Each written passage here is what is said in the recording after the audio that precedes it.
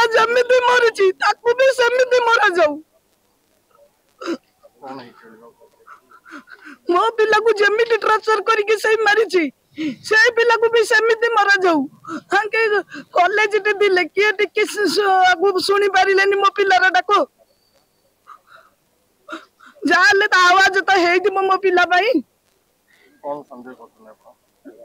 मु कोन कहि पारिबी मैं संदेह करथल कि कौन इति केमते भला मारिला ना मु तो 10टा राति अदर मो पिलार पूरा कथा हेतिली सुकु भलरे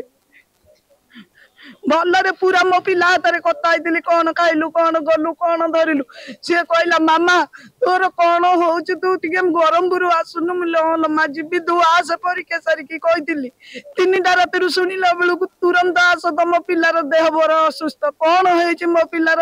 ना तुम आसिले देखिबनी दे आसिकी देखिला सुनिला को एई अवस्था मो पिलार मु आ कौन कहया को जीबी त माए की मोर सला मते फोन गले राति 4टा रे भाई ना कॉलेज को फोन आसी राति 3टा रे झीर देह सीरीयस आसी पहुँचती बोली तुम आस टे जा मोर कम थी मना करी आसपारे बोली